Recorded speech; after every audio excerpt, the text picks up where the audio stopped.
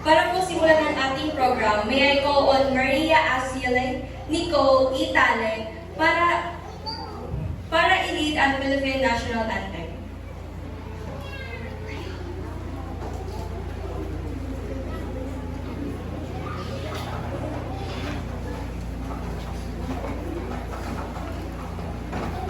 Mga kababayan, ang pambansang awit ng Pilipinas.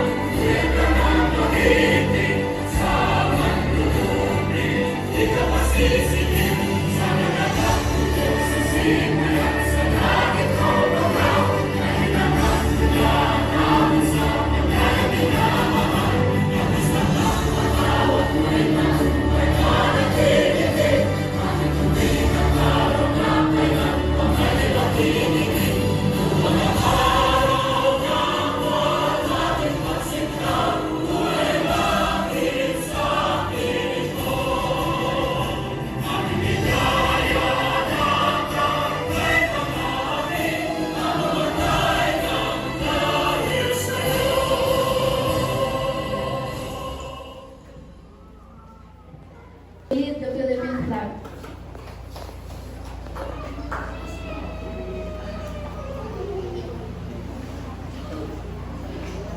Panunumpa sa watawat ng Pilipinas. Ako'y Pilipino. Buong katapatan. Panunumpa sa watawat ng Pilipinas. At sa bansang kanyang sinasagisa. Na may dangal. Katarungan. At kalayaan. Na ipinapakilos. Sa isang bayan ng mga Diyos. Mga tao.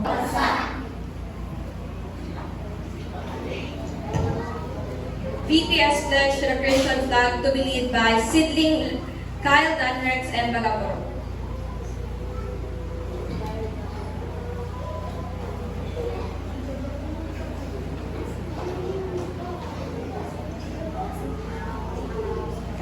Itaas natin ang kanang kamay at ituro sa Christian flag. I pledge allegiance to the Christian flag and to the Savior for whose kingdom it stands, one brotherhood, uniting all Christians, in service, and in love.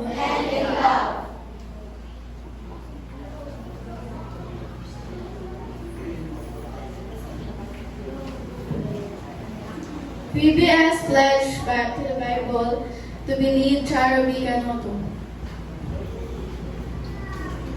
Itaas po natin ang ating kanang kamay at ituro sa Bible. I pledge allegiance to the Bible. God's holy word. And I will make it a lamp unto my feet and a light unto my path. And I will hide its word in my heart that I may not sin against God.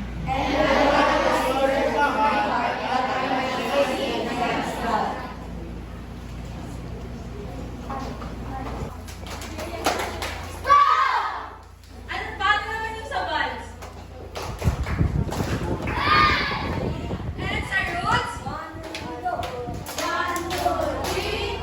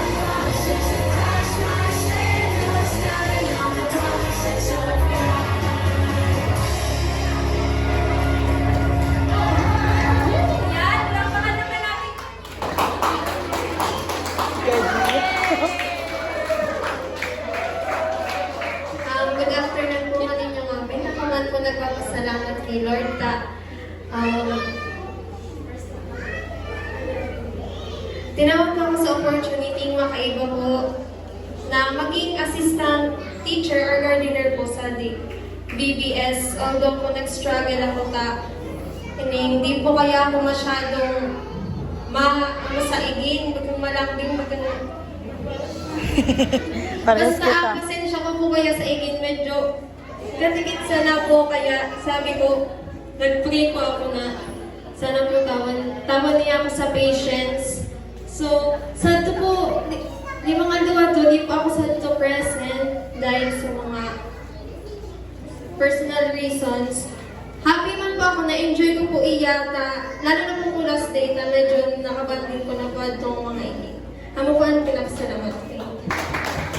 Tinatawag din po si Gio Sipin. Gio. Gio. So, good afternoon po sa amin. Good afternoon. Ako po pala isa salamat kay mga Diyos sa kumupunan kita. Nagkago naman po BBS sa mga igin. Salamat din po mga kaigin po. Tinugutan po ninyo itong mga igin na mag-attend po sa 1 week na BBS. And salamat din po kay mga Diyos sa ito po sa semana po ito. Ako po ginamit si Lord na ani po kaguma po islakan so mga igin kabrag kapon po ako po na mga nagdodonate. Salamat po kay Lord sa pag-provide ko mga biyaya ko. And salamat din po na abot po kita sa ating amin na ligtas. Kani po mag-attend po kani graduation po kani mga anak, mga siblings sa po BBS. Salamat din po. Yay.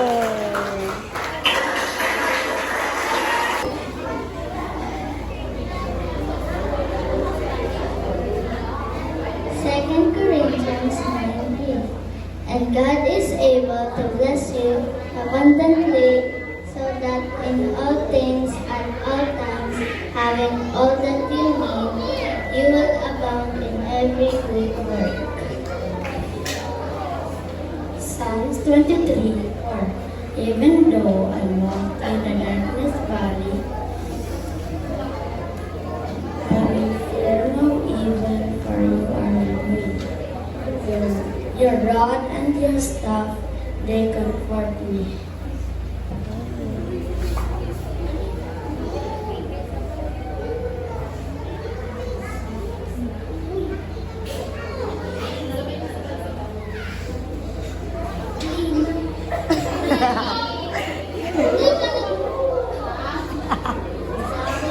That's cute.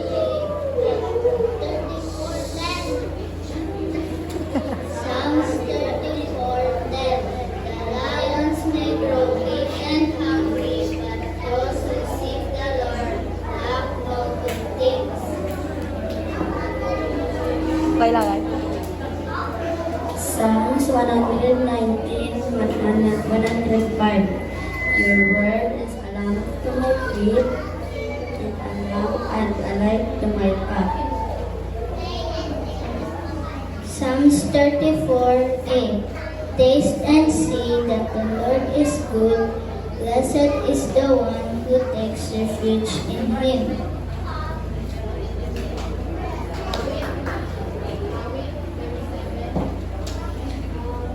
Sabay-sabay. Awit 37, 18A, 19B. Ang araw-araw na alagaan ng Panginoon ang mga taong matuwid. Kahit ang pagkutom, magkakaroon pa rin sila ng kasalanan.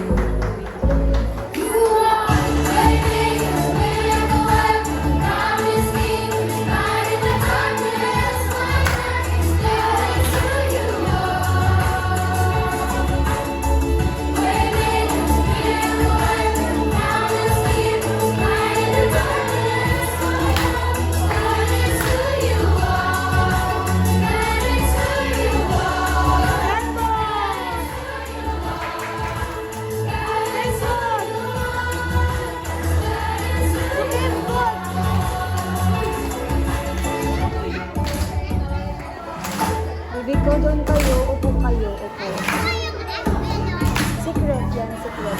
Bayaw.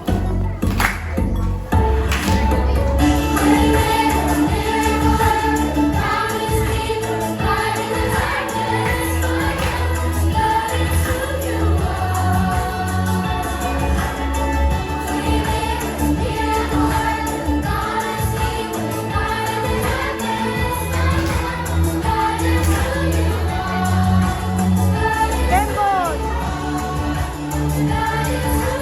Kembon!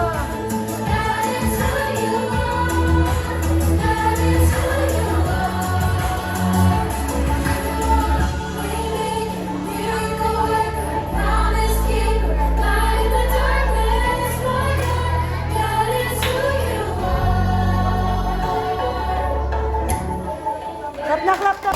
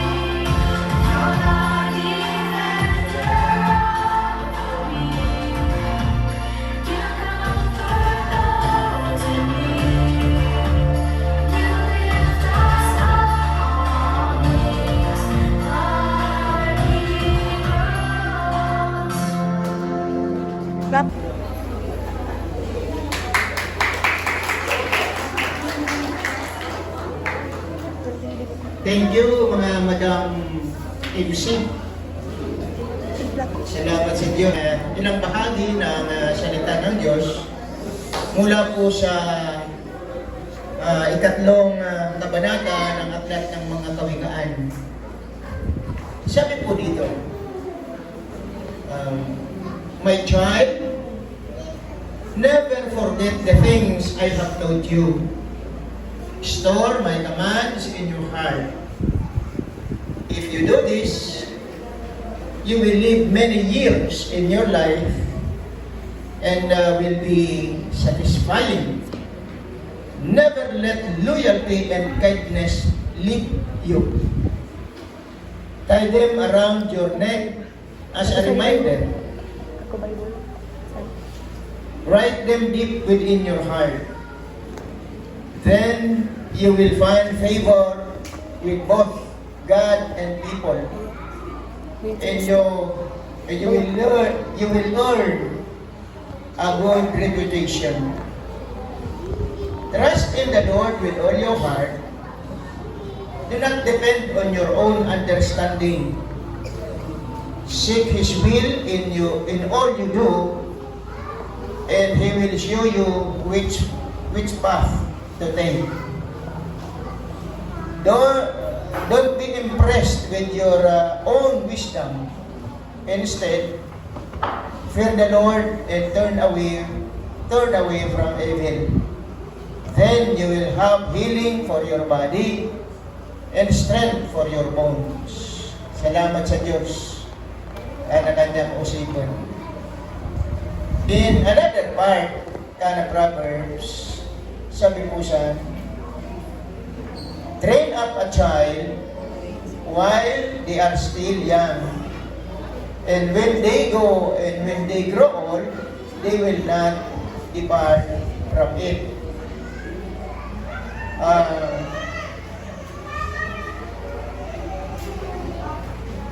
Welcome po sa closing ceremony kani pong mga igit ninyo na for 1 week, 5 days, sagda ko po at least na panahon na pag-aaral. Pero namasdan ako na dawa po kin atlet at siya ng aldaw, so training po nila. Mababayad na at po sira natin ran.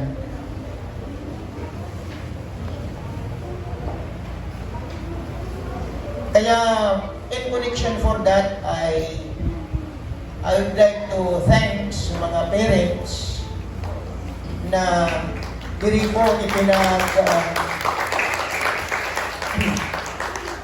ipinagmaimot so isa na simana para kanda ang aling magkagupugan din ngayon na training na binabaoy na daily vacation Bible school. Ano pong pakatiid? Wala po ka-importante. Kaya po ngayon mga kanguran sa secular, though malako kamal ka na bayad sa edukasyon, pinipilit ka mga tag-igin na ako po pagkaintindi ka na halaga ka na mental development ka na igin o kada taon na dapat po nagpupuon sa earliest possible time kada kandang pagkabuhay. And bagamat ako po warning ba na nakasuratan na where increased knowledge increases sorrow with regard po sa secular learning, sari ngayon dadakil nakadunungan, dadakil manangawandigan, lalo na po umuwan ng mga panahon, mga kanguran, adi pong mga edad na arin ko, or medyo po ka na advancement ka na technology nguan. Tako po baga akong malanghilig sa technology. Maganda, lala mo ka, laka left behind. Unlike galing, ang galing makuapo ko, 2 years and a half pa siya na. Tattaw lang, pag nagsisilip po sa ito Coco Melon, pag-agpo advertisement. Taon ang magpindot sa ito, skip. Dawa siya rin nakagutang sa skip, at isi na niya yan, uno yan na, amo yan susayin ka na skip. Big dudot na yan, abang pa na mahaba ng pagsilungan sa ito. Sa mga perang taon pa, ang buong technology will increase, will continually increase. Kaya kayo po talaga ana learning. Pero kinan pong secular learning, importante, mas importante po, ana o usipin ka na Diyos na matiran ka mga igin. Tamo po di ana at kupanuga. Dalhin po sa Diyos. At pong nagtuturo sa atin, tag-igin, sabi niya, my child, never forget the things I have taught you. Store my commands in your heart. At pong nagtuturo ka di, si King Solomon is the most wise man during his time, in dahil po mga panahon, ako na po nakaarid kanya na mayang dunong. In fact, mga kanguran, nagpo niyang maghadi 7 years old. 7 years old. Naghadi na po iya sa isa na kahadian. Now, personal experience po niya, an pong magkaagpo, ano mabuhay siya ni Kinaban na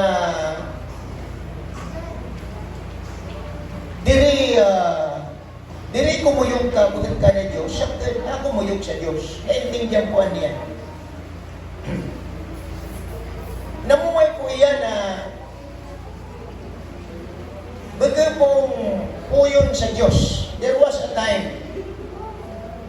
Kaya nga na sasabi ko na magkakuyan sa Diyos, kawasang nagkakupuya 300 na agong.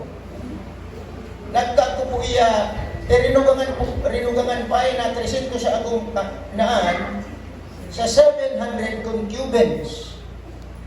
Kaya kausad-usad na babae, api kusipan, ang kupuya 1,000. 1,000 babae sa buhay po niya.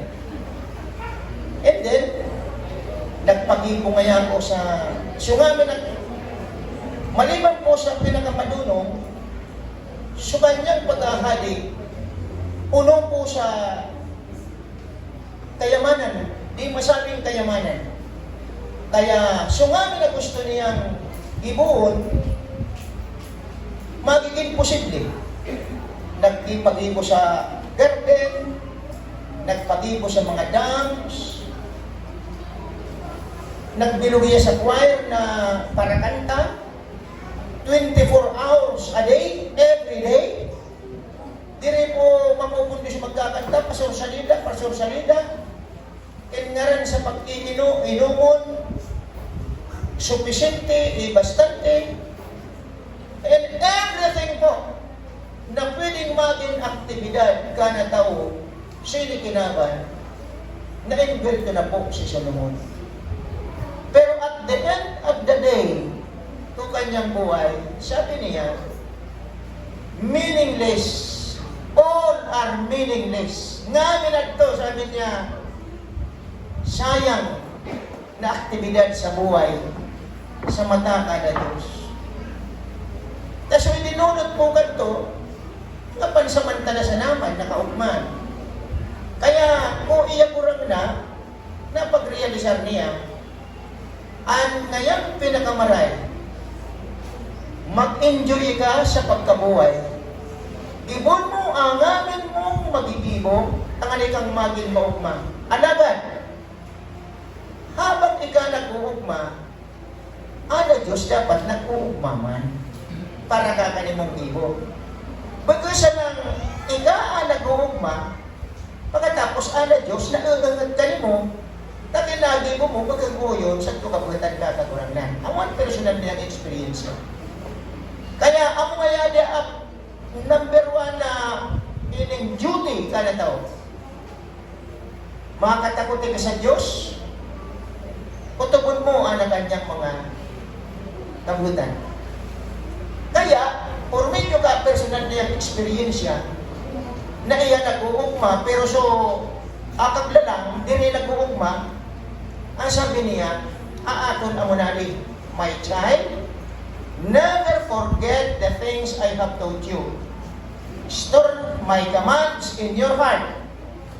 Dire mo, paglingawan, ang mga katuturuan na itinuturo ko kanimo, sarayin mo ang kamandanan sa kanimong puso. Ingigibon mo kaya yan, you will live many years and your life will be satisfying. Never let loyalty, kindness leave you. Tie them around your neck as a reminder. Write them deep within your heart. Then you will find favor with both God and people, and you will earn good reputation. Si Solomon po, nagkag-good reputation. Nagkag-guman po iya, ining nakakaguman niya pabor sa kapwa niya mga tao, kapwa mga hali, nagrespeto po kanya. Kaya po nagkayaman niya sa marahay, magtatao sa tribute, magtatao sa inbaga sa lasmang o usipon na sugol, tangaling sukahadian nila, dirigiran ni Solomon, tangaling diri siya masakipan ni Solomon. So, anak kabalyugan to, kayamanan. So, iba sa mga iginira na mamagayon, itinatao kay Solomon na maging concubines, tangaling siya ng diri siya girawin ni Solomon at masakipan, very powerful sa kanyang kahadian po panahon. So, nagkakupuya favor sa kapwa tao. Ang sanang problema, tagada ko iya pabor sa Diyos. Ang sinabi ko si Bago na nagpuukmay niya, ang kuya pabor sa kapwa tao, pero kada ko iya pabor sa Diyos. Kaya, ultimately, sabi niya, magtiwala sa kagurangan, trust in the Lord with all your heart. Do not depend on your own understanding. Seek His will in all you do, and He will show you which path to take. Ano direksyon pa yan sa katulilingan, matuod na kaugman, sagad karayan mga kanguran, makukukusa na yung tao na maaagyan niya, tatauya ka na o usipin ka na Diyos. Na Diyos, dirinong ka, nagtuturo, na tao, mag-ibo sa maraot. Diyos, diripunong ka, nagtuturo, na tao, mag-ibo sa ikararaot ka nakapwa tao. Kaya kinan po siya ng tao, makatuod ka na uusipin ka na Diyos, nagtuninin na kintana. Ano itinuturo ka kagurangnan? Love one another. Una, love God with all your heart, with all your soul, and with all your mind and strength. Ikarwa, love your neighbor as you love yourself. So, ano kayang pagkabaon? Di rin nag-uugma sa karatan. So, kaya, mababayad ka mga kanguran, na magkag ko magayon na environment, ang magkag ko gayon na success, anak san na tao, pag iya po nagtitiwala sa Diyos. Now, ano pong activity kaning church na magtuturo ka mga idin?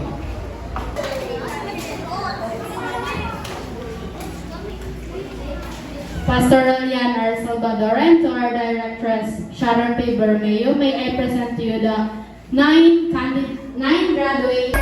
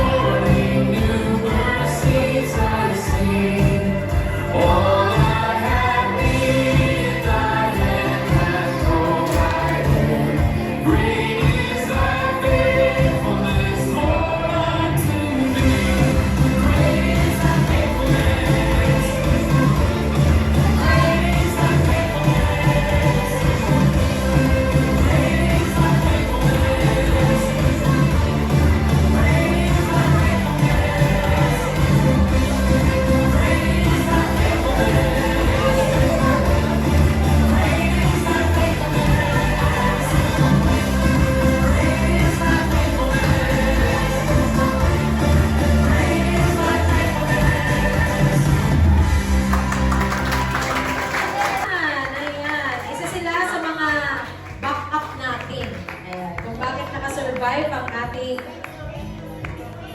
picture. Kuya Pong, Joshua P. Casero.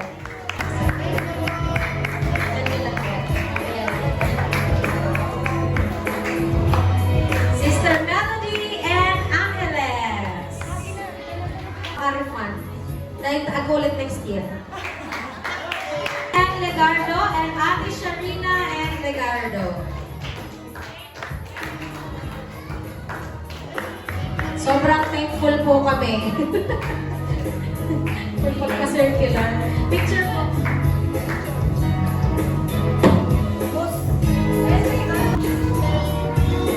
Thank you so much.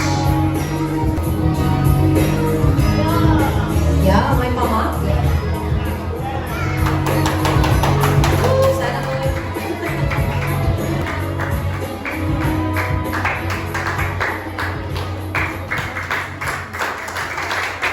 Ayan. Okay. May pamang. Salamat po sa sponsor.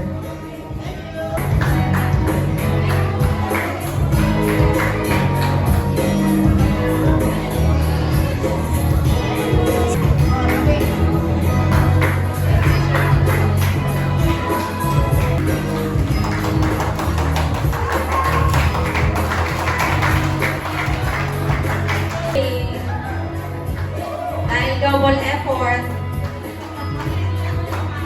may pagka.